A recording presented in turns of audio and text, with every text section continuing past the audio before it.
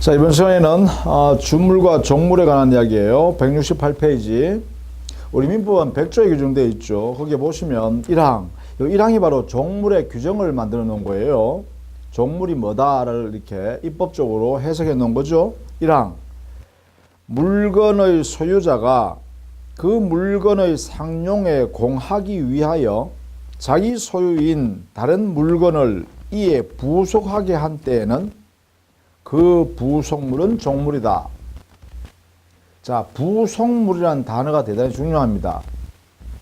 이 부속물이란 것은 자, 원래 물건, 어떤 물건의 상용에 공하기 위하여, 이러면 상용에 공한다는 것은 그 물건을 상시, 항시 사용할 때 옆에서 도움을 준다. 이걸 상용에 공한다. 이렇게 해요. 공은 제공한다는 거예요. 제공. 그러니까 어떤 물건의 사용에 편익을 제공하는 것, 편리성을 도모하여 그러한 여러 가지 도움을 주고 있는 그러한 자기 물건인 부속물은 종물이다 이렇게 했죠. 부속물은 일단 종물로서 부속물은 독립한 물건입니다. 독립한 물건. 자, 이때 상용에 공하는 것 했잖아요. 이게 공한단 말이에요. 도움을 준다. 도움을 줘요. 편익의 제공이에요. 공한다. 상용하는 물건을 뭐라고 하냐? 주물이라 그래요. 이 편익을 제공받는 물건을 주물이라고 합니다. 주물은 주된 물건이라는 뜻이에요. 도움을 제공받는 물건이에요. 그럼 종물은요, 종물은 주물에 따라다닌다라는 의미에서 종물 이렇게 해요. 그래서 이 주물의 상용,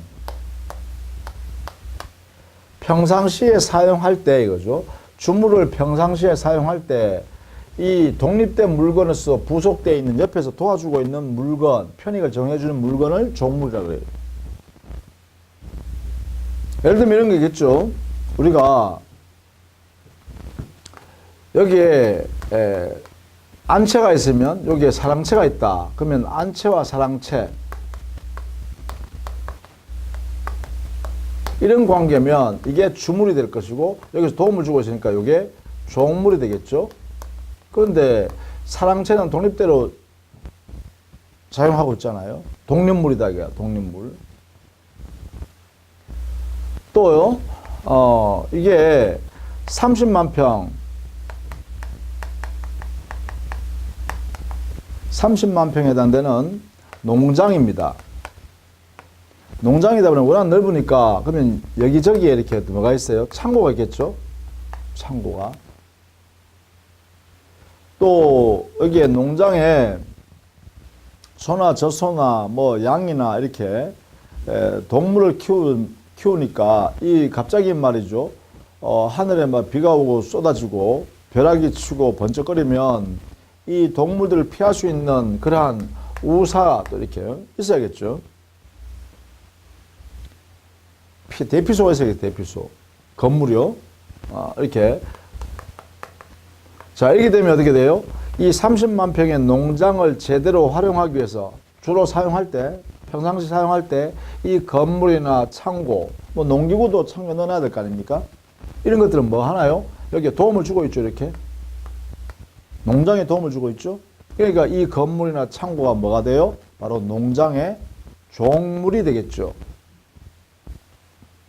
또 우리는 시계, 손모시계에 있으면 시계, 여기에 시계줄을 이렇게 달아있죠. 시계줄. 그럼 이 줄은 어떤 역할을 하나요? 그래, 시계를 휴대하기 간편하게 하고 있죠. 활용도를 높이죠. 그러면 이게 주된 물건이라면 이 시계줄은 뭐예요? 종된 물건이다. 이렇게 할 수 있겠죠? 왜? 항상 도움을 주고 있잖아요. 상시적으로, 그죠? 이런 관계가 되겠죠? 주물, 종물. 주물, 종물. 주물, 종물. 이래 되겠죠? 이런 관계다라는 것이에요. 자, 이때 우리 민법은 이 주물의 소유자, 이 소유자가 이 종물의 소유권을 가지고 있어야 되니까 동일인 소유야 되죠. 그렇죠? 주물의 소유자가 종물의 소유자여야 한다. 이런 거죠. 여기에 30만 평 농장 주인이 이 창고 주인이어야 한다. 이런 이야기죠. 이렇게 되어야 도움을 받는 것을 이렇게 종물로서 허용하겠다. 이렇게 표현합니다. 자, 종물. 가장 중요한 것은요, 두 가지 의미가 있습니다. 자, 독립한 물건으로서 도움을 제공해주고 있는 이러한 역할을 해야 된다. 근데 제공은 어디에 줘야 되죠? 물건에 주는 것이어야 돼. 이 주물의 소유자한테 편익을 제공하는 것은 안 돼. 그건 종물이 아니에요. 이 주물의 사용에 도움을 주는 것이어야 종물이다. 이런 이야기예요. 그것을 여러분 교재는 169페이지에 종물의 요건, 주물의 상용의 이바지 제공해야 하는 것이어야 되고, 두 번째, 장소적 긴밀관계에서 한다. 왜 그래요?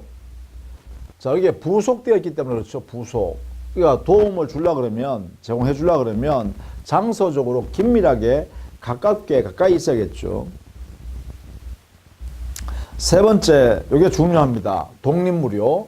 이 독립이라는 단어를 꼭 알아두셔야 됩니다. 독립물. 부속이란 말은 독립한다라는 것을 전제로 하는 말이에요. 독립한다. 만약에 말이죠, 붙어서 하나의 물건이 되어버렸다.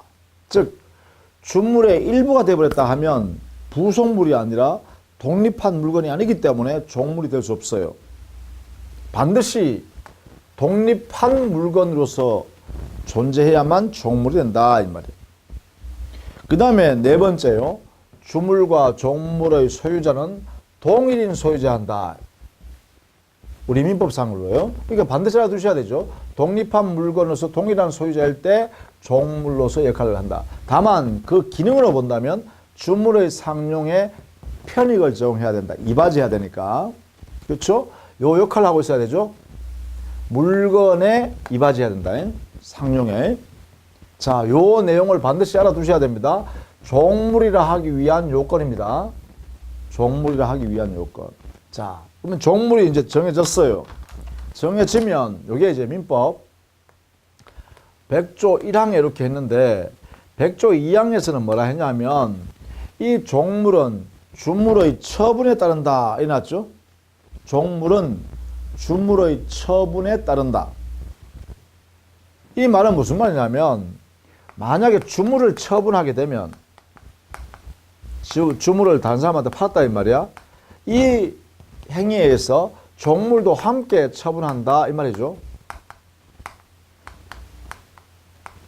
이런 의미를 우리는 2항에서 두고 있어요. 당사자 약정이 주물에 관해서 이렇게 약정하면 함께 이루어진다. 별도의 약정이 없는 한. 이래야 되겠죠.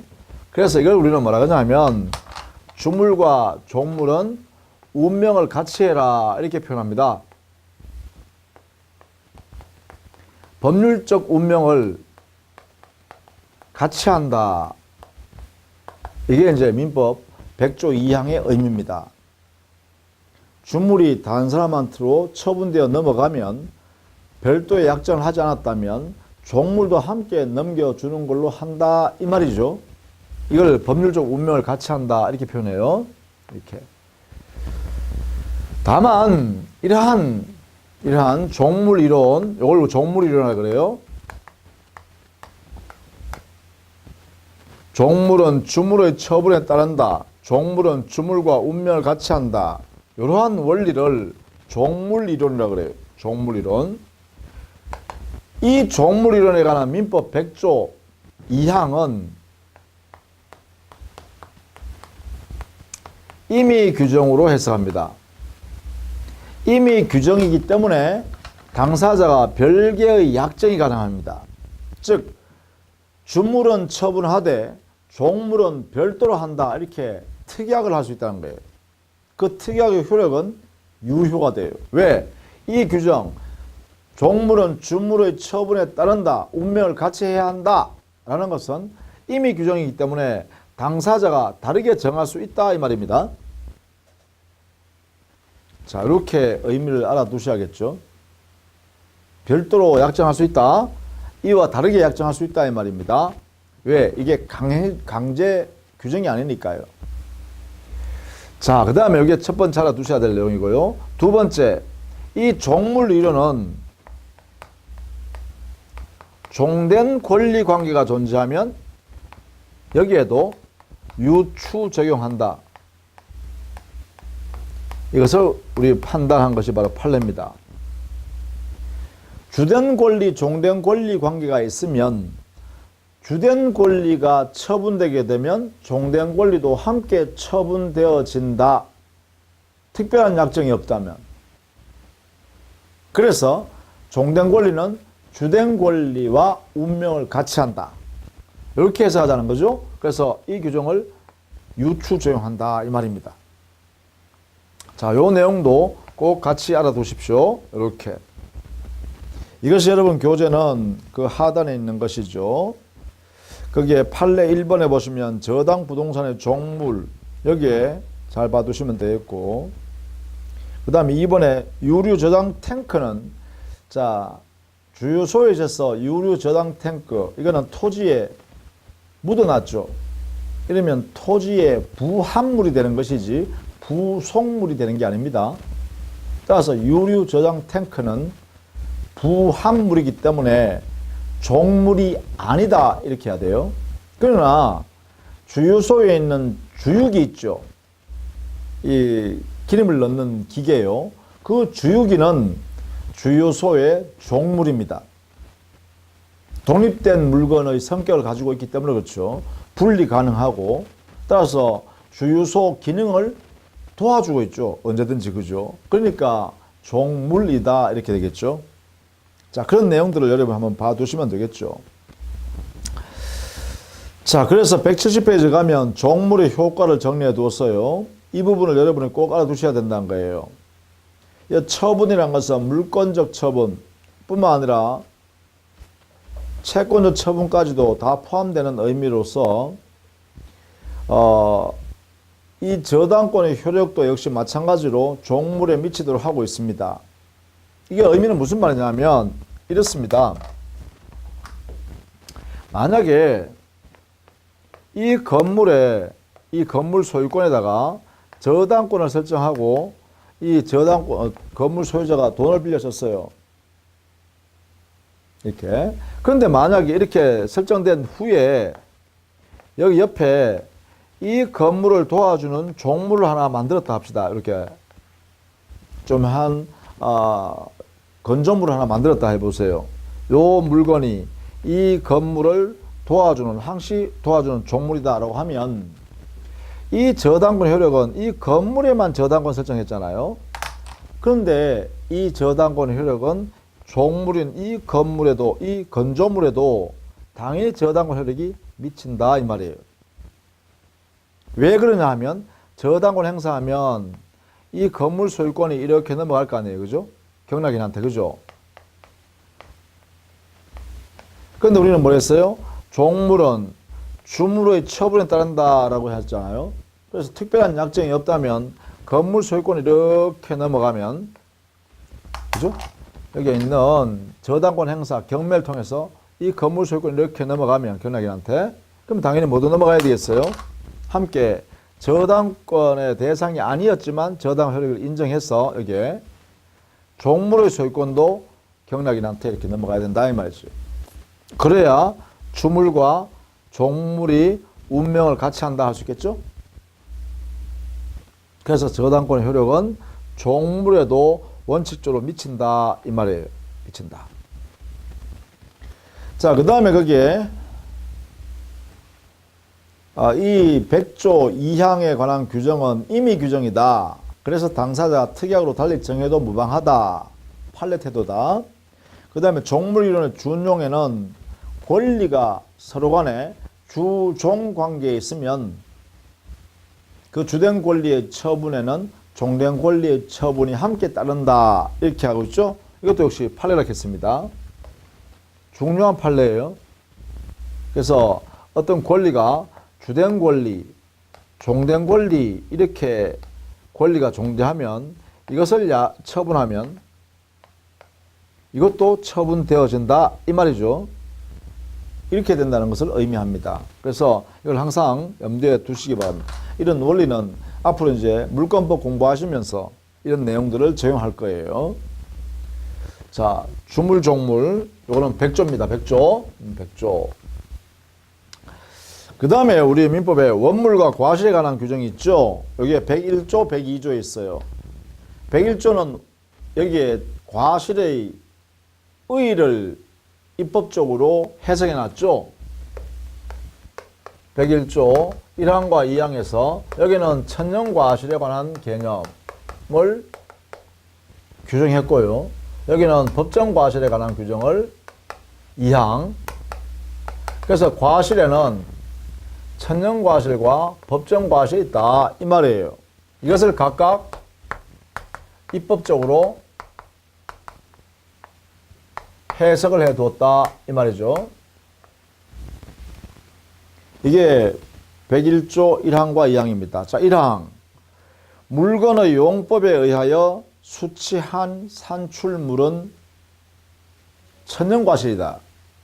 그래서 어떤 물건으로부터 그 물건의 용법에 따라서 산출되어 나온 물건이 있으면 그 물건은 천연과실이라고 한다. 예를 들면 암돼지가 돼지 새끼를 낳았다 하면 그 돼지 새끼가 바로 천연과실이죠. 암탉이 달걀을 낳았다 하면 그 달걀이 천연과실이죠. 사과나무에 사과가 일렸다 하면 그 사과가 천연과실이죠. 양에서 양털을 깎아냈다. 그러면 양털이 뭐예요? 천연과실이죠. 젖소로부터 젖을 짜냈다. 그 젖 짜낸 원유를 뭐라 그래요? 천연과실이다. 이렇게 하겠죠. 그게 뭐예요? 바로 이거예요.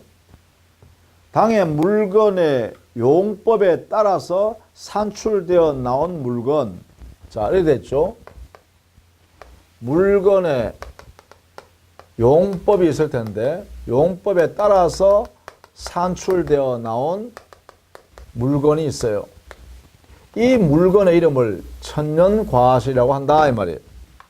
그럼 이때 이 물건을 뭐라 하냐? 이걸 원래 물건이다 해서 원물이라 그래요.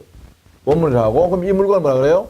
여러분은 천연과실이라고 해요. 대신에 그 물건의 용법으로서 나와야 되죠. 이렇게요. 그랬을 때 천연과실한다. 자, 2항. 물건의 사용 대가로 받은 금전 기타 물건은 법정과실이다. 이래놨죠. 그 보세요. 이게 또 마찬가지. 물건의 사용 대가에 의하여 받은 물건입니다. 금전을 포함한 물건입니다. 금전도 동산이니까요. 물건이죠. 그죠? 여기도 금전도 역시 마찬가지입니다. 그래서 여기는 용법에 따라서 하니까 금전은 재야 되겠습니다. 이렇게. 이 정도 하겠죠. 금전 기타 물건이 나왔죠. 자, 여기도 마찬가지네요. 물건, 이게 바로 뭐예요? 원물이라고 그러죠. 다만 이 물건으로서 이 물건은 뭐냐? 이걸 우리는 법정과실이라고 그런다. 근데 이 법정과실 하기 위해서는 반드시 이 물건을 사용하여 그랬기 때문에 대가를 받았다 이 말이죠. 이렇게 정한다라는 것입니다. 이때 이 물건, 앞에 있는 물건을 전부 다 원물이라고 한다. 원래 물건, 그죠? 이렇게. 원물이란다. 그죠? 이렇게. 그 다음에 여기 있는 과실. 이게 과실이죠, 이게. 과실도 전부 다 뭐예요? 물건이죠. 과실도 전부 물건이다. 이렇게 되겠죠. 그래서 원물에부터 나온 물건이다. 이런 면에서 우리는 구별한다라는 것입니다. 구별 기준은 뭐냐? 천연과실은 용법에서 나온 것이고 법정과실은 사용 대가로 받은 것이다. 이렇게 되겠죠. 그러면 반드시 과실이라고 하기 위해서는 물건인 원물로부터 관계되어져야 됩니다. 원물로부터 나와야 되죠. 이렇게. 물건이 아닌 권리라든지 이런 것에서 나온 것은 과실이 될 수 없죠. 그렇죠?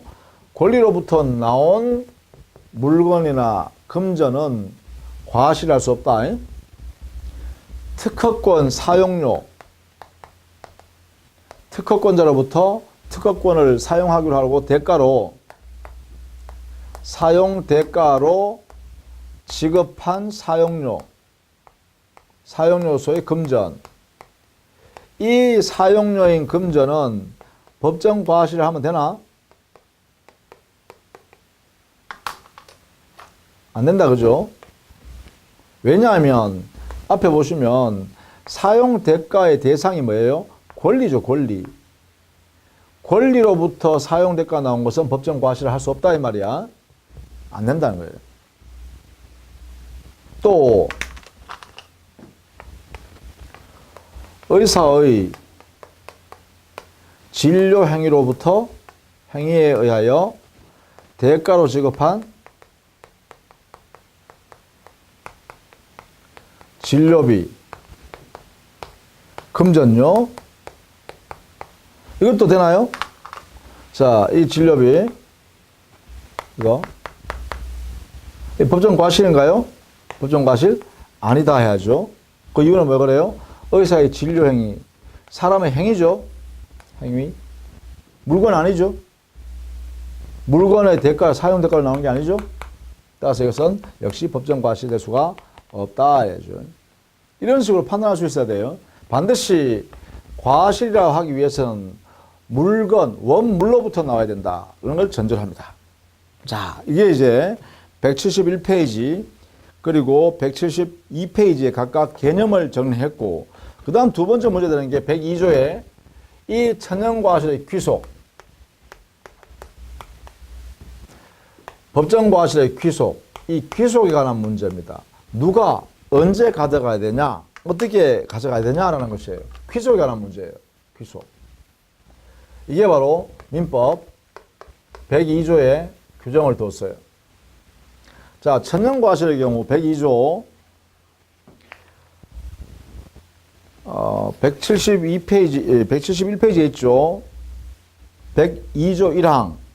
천연과실은 그 원물로부터 분리하는 때에 이를 수취할 권리자에게 속한다 해놨죠. 그러니까 여기는 분리 당시를 기준으로 판단한다 해서 분리주의를 취했고요. 우리 민법은 분리할 당시에 수취할 권리자가 가져간다.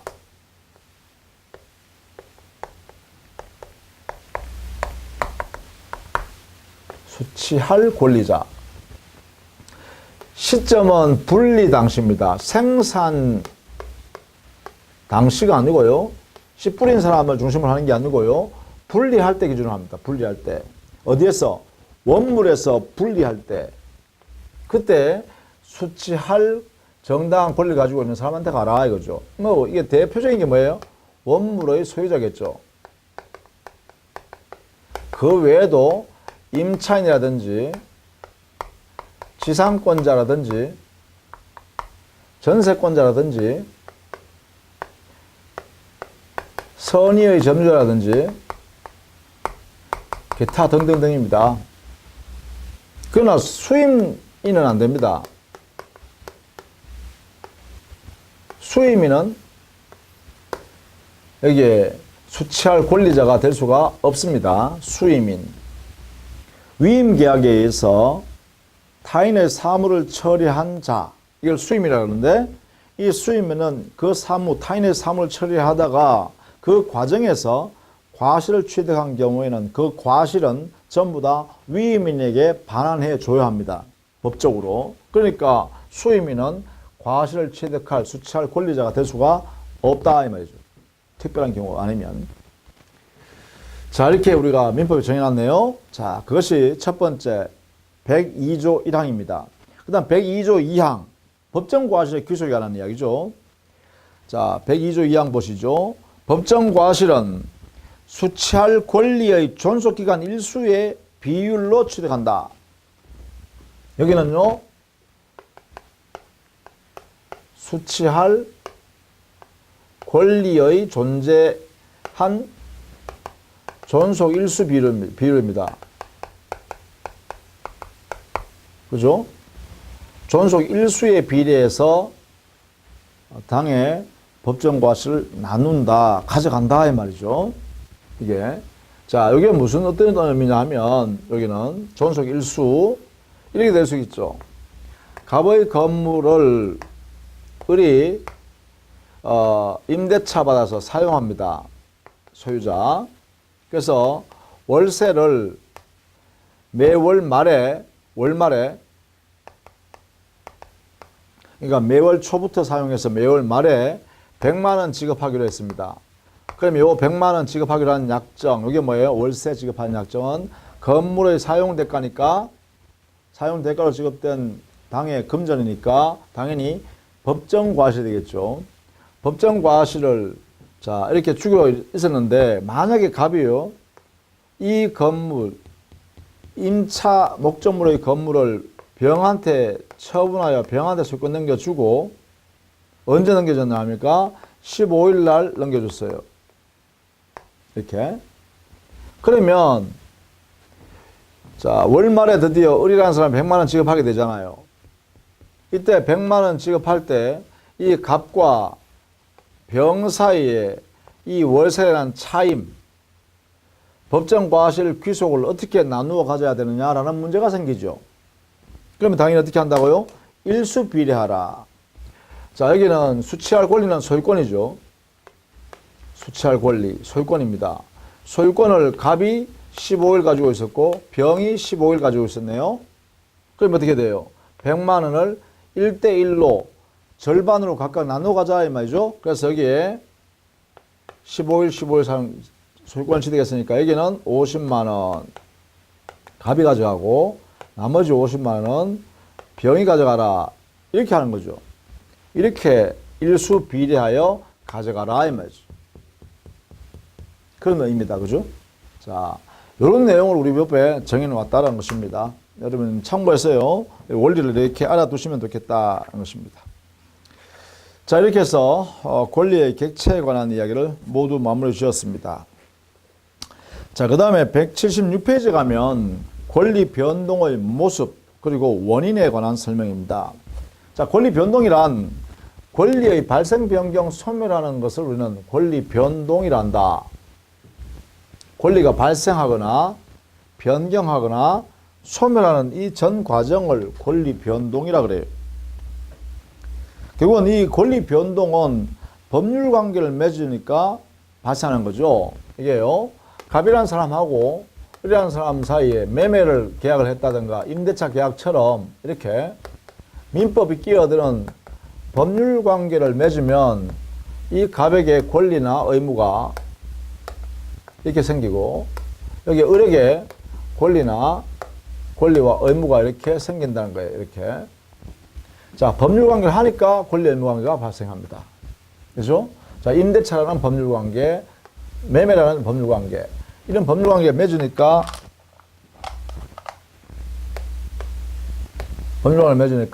권리 의무 관계로 이렇게 나타나죠.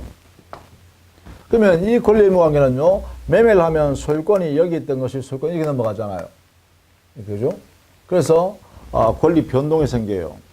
결국은요, 법률 관계를 맺으면 그 결과로서요, 권리의 변동이 생깁니다. 그건 뭐냐? 권리가 발생하거나, 권리가 소멸하거나, 권리가 변경부터 쓸까요? 권리가 변경하거나, 권리가 소멸하는 현상이 발생한다. 이런 이야기죠. 그래서 보통 이 권리 변동하는 이런 관계로는 법률 효과가 생겼다. 이렇게 표현해요. 이렇게요. 같은 말이라고 보면 되죠. 법률 관계, 권리 의무 관계 같은 말이에요. 그 다음에 법률 관계 때문에 권리 변동이 발생하죠. 같은 내용이에요. 권리 변동이 발생했다는 것은 뭐예요? 법률 효과가 발생했다는 거죠. 같은 내용이에요. 이렇게. 자, 이때 177페이지에 재료에 있는 호의 관계 한번 보실래요? 이 호의 관계. 이 호의 관계는 원칙적으로 인간관계로서요. 법률관계는 아닙니다. 법이 끼어드는, 즉 민법이 끼어들어서 권리 의무를 만들어내는 그런 관계는 아니다예요. 권리 의무 관계가 아닌 인간관계에 불과합니다. 따라서 여기는 강제할 수 없습니다. 강제력이 없어요. 즉 권리 의무가 안 생긴다는 거죠. 이런 내용이 인간관계예요. 호의관계는. 자, 그런데 문제는 뭐냐면 호의관계인 인간관계는 그러면 권리 의무 관계로 바뀔 수 없느냐? 바뀔 수 있다는 거야. 즉 호의관계가 인간관계인 호의관계가 법률관계로 이렇게 전환될 수도 있다. 자, 법률관계라는 것은 권리 의무관계라는 거예요. 권리 의무관계는 강제력이 발생한다는 거예요. 생긴다. 강제력이. 이런 내용을 갖고 있다는 것이죠. 전환이 된다는 거예요. 어떨 때 보면 전환이 되느냐 이 말이에요. 어떨 때 이 전환은 바로 호의관계 이 과정에서 어느 일방에 부주의가 있고 부주의, 과실 그로 인하여 타인에게 그 옆에 있는 타인에게 손해를 발생했다. 손해를 생겼다. 이렇게 되면 바로 뭐가 된다? 그래요. 법률관계로 바뀐다는 거예요. 부주의한 과실 당사자는 그 상대방 손해에 대해서 배상할 책임이 발생하고 손해난 사람은 손해배상을 청구할 수 있다는 것이죠. 이런 관계가 생긴다는 것이죠. 이렇게 이런 관계가 생겨버리면 그때부터는 법률관계다 이런 이야기예요. 호의관계인 인간관계가 법률관계로 이렇게 바뀐다라는 거예요. 자, 이 내용만 여러분 이해해 두시면 돼요. 이렇게. 예컨대 이런 거 있죠.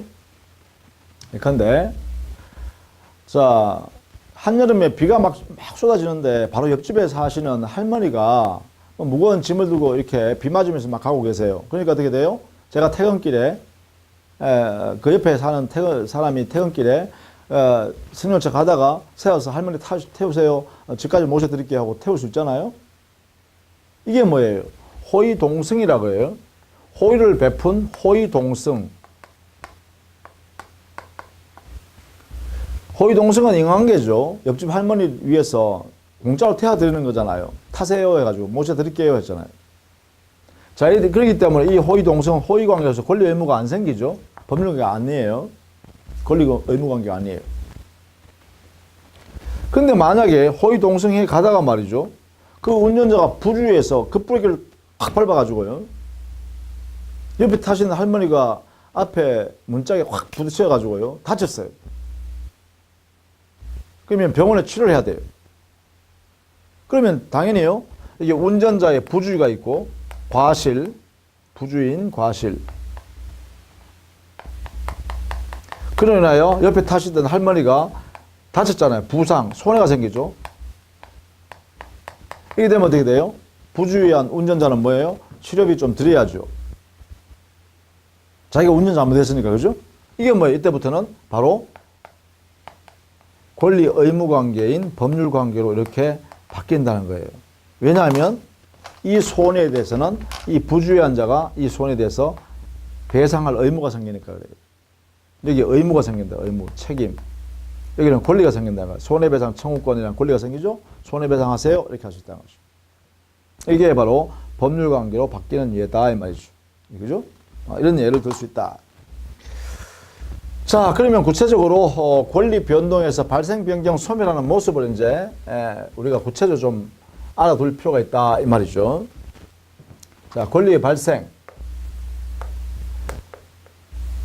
권리가 발생한다는 것은 결국은 권리 주체자가 권리를 취득하는 것이겠죠. 그래서 권리 발생한 곧 권리를 취득하는 것을 말합니다. 이 취득하는 모습은 다른 사람과 관계없이 자기가 처음으로 우리 법의 취지에 따라서 권리를 취득하는 경우가 있어요. 예를 들어 건물을 자기 토지에다가 돈을 주고 신축했다. 토지 소유자가 건물을 신축했다 해보세요. 그러면 건물 소유권이 발생하잖아요. 이 건물 소유권은 어떻게 해요? 이 세상에 처음으로 그 토지 소유자가 취득하는 거죠. 다른 사람과 관계없습니다. 이런 관계를 뭐라 그러냐? 이걸 우리는 원시 취득이라 그래요. 이걸 절대적 발생이라 그러죠. 건물을 신축해서 소유권 취득한다 이거죠. 건물의 신축에 의한 소유권 취득이요. 이런 경우에 이 소유권 취득은 바로 원시 취득이란 거예요. 왜? 이 세상에 없는 소유권이 처음으로 만들어져서 취득하는 것이니까요. 그 외에도요. 다섯 번째 줄에 있어요. 177페이지에 다섯 번째 줄. 원시 취득의 다섯 번째 줄에 보면 예로서 건물의 신축, 그리고 무주물 선점, 유실물 습득, 매장물 발견, 그리고 취득 시효 선의 취득 이런 것들이 있죠. 또 첨부라든지 뭐 이런 건 전부 다 뭐예요? 원시 취득이란 거예요. 권리를 취득하는 형상은 전부 다 처음으로 취득하는 거다 이거죠. 근데 이미 이 세상에 존재하는 권리를 전제로 해서 그 권리를 가져오거나 그 권리 위에 어떤 권리를 설정한 다음에 가져오는 경우, 가져온다 이 말이야. 다른 사람이 권리를 가지고 있기 때문에 가져온다. 다른 말로 하면 내 앞에 있는 전자가, 내 앞에 있는 사람이 권리를 가지고 있기 때문에 내가 권리를 가져온다 라고 하는 것을 승계 취득한다 이렇게 해요. 승계 취득.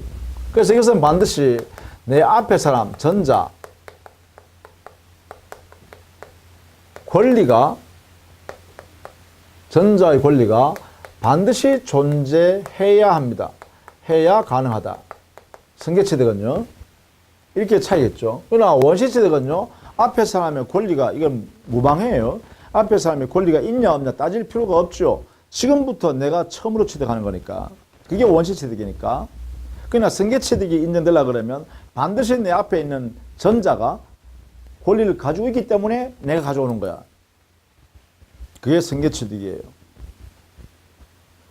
다만 이 승계화 오는 모습이 그 모양 그대로 이전해 오는 것도 있어요. 이전적 승계요.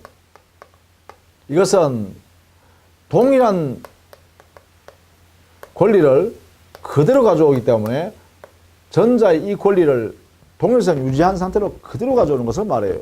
이것을 이전적 승계라 그래요. 그런데 승계해 오는 모습 이전해 오는 것이 아니라 앞에 사람의 권리 위에다가 권리를 하나 설정해서 취득하는 게 있죠. 이런 것을 뭐라 하냐 하면 설정적 승계 취득이라고 해요. 설정적 승계 이렇게 하면 되겠죠. 승계하는 모습이에요. 그래서 설정적 승계는 보통 지상권을, 지역권을, 전세권을, 질권을, 저당권을 이것을 설정해서 취득하는 경우가 있겠죠. 그래서 지상권 설정에 의한 취득이라든지 지역권 설정에 의한 취득, 전세권 설정에 의한 취득, 질권 설정에 의한 취득, 저당권 설정에 의한 취득은 전부 다 설정해서 취득하는데 그 앞에 사람이 소유권이 있기 때문에 그 위에다가 설정 만든 다음에 가져온다 이 말이에요. 그래서 전자의 권리를 전제한다. 그러면 이전에 오는 모습은 어떠냐? 이전에 오는 모습은 당사자가 권리 이전에 올 권리를 특정해서 가져오는 경우를 특정 승계 취득, 특정 이전적 승계 취득, 줄여서 특정 승계. 어떤 사유가 발생하면 전자 가지고 있는 권리, 모든 권리를 일거에 모두 가져와 버리는 걸 우리가 뭐라냐? 포괄 승계 취득. 이렇게 표현할 수 있겠죠. 그래서 특정 승계 취득은 대표적인 게 매매에 의해서 소유권 취득하는 거라든지 증여에 의해서 소유권 취득하라든지 이런 것들이죠. 이런 것은 당사자가 정한 다음에 그 권리를 가져오니까. 그러나 포괄 승계 취득에 해당되는 예를 든다면 상속, 그렇죠. 상속의 경우는 사망, 즉 피상속인이 사망하면 그 피상속인이 가지고 있던 모든 재산을 일거에 한꺼번에 가져온다는 거죠. 특별히 뭐 사망하기 전에 야, 이 물건 네 가져가라 이렇게 미리 약속해 두는 게 아니잖아요. 사망의 효과가 바로 모든 재산권을, 돌아가신 분의 재산권을 모두 한목에 포괄해서 일거에 가져온다 해서 포괄 승계 취득. 이것은요, 합병도 마찬가지야. 법인끼리 합병했다 하면 흡수 합병될 때 그 재산권이 일거에 다 모두 들어온다는 거죠. 이게 바로 포괄 승계 취득의 모습이다. 이렇게 할 수 있죠. 이렇게 나누어서 각각 설명을 할 수 있겠네요. 그죠? 이 모습을 여러분이 좀 이해해 두셔야 된다라는 것입니다. 이게 바로 발생입니다. 그 다음에 권리의 변경이 있습니다. 변경. 자, 이때 권리의 모습은 주체가 존재하게 되고 권리 안에는, 그리고 권리에는 내용이 있죠. 그리고 권리는 일정한 작용을 합니다. 이러한 내용의 변경이 있을 수 있겠죠. 주체가 변경되거나 내용이 변경되거나 또 작용이 변경되는 경우가 있을 수 있죠. 이렇게요. 주체가 변경된다는 것은 갑이 소유권을 종전에 가지고 있었는데 이것이 소유권자가 을로 이렇게 바뀌었어요. 이렇게. 그러면 종전에는 갑이었지만 지금은 갑이 아니라 을이다. 이게 바로 주체의 변경이죠. 내용의 변경은 이 내용에는 두 가지 형태의 내용이 있어요. 양적으로, 질적으로 이렇게 구성하고 있는데 내용은 요 내용이. 근데 양이 변경되거나 질이 변경되면 양적 변경, 질적 변경이 되겠죠. 이렇게. 양적 변경이란 것은 소유권에다가 지상권이나 저당을 설정해버리면 소유권의 양이 줄죠. 만약에 저당을 설정되어 있는 소유권에 있어서 저당권이 소멸돼 버리면 소유권의 양이 늘죠. 이렇게요. 또 질적 변경이라는 것은 물건 인도받을 수 있는 권리가 물건을 넘겨줘야 될 의무자가 물건을 자기의 부주의로 부숴버렸다. 그러면 그 상대방은요, 물건 내놔라 할 수 있는 권리가 야, 손해배상해라 라는 권리로 바뀌죠. 그럼 이때 손해배상을 청구하는 것은 금전적 손해배상이에요. 그러면 그 정전에는 물건 받을 수 있는 권리였는데 지금은 금전 받을 수 있는 권리로 바뀌죠. 그게 뭐예요? 바로 그게 질적 변경이라 한다. 물건 인도 청구권이 물건 인도 받을 수 있는 채권이 뭐로 바뀐다? 손해배상 채권으로 바뀐다. 손해배상을 줄여서 손배라 그래요. 손배 채권으로 바뀌었다.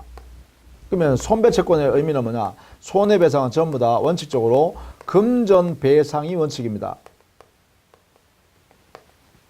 그러면 여기는 물건을 받을 수 있는 권리였는데 여기는 뭐예요? 금전 받을 수 있는 권리로 바뀌었다 이 말이죠. 이게 바로 질적 변경이다 이 말이죠.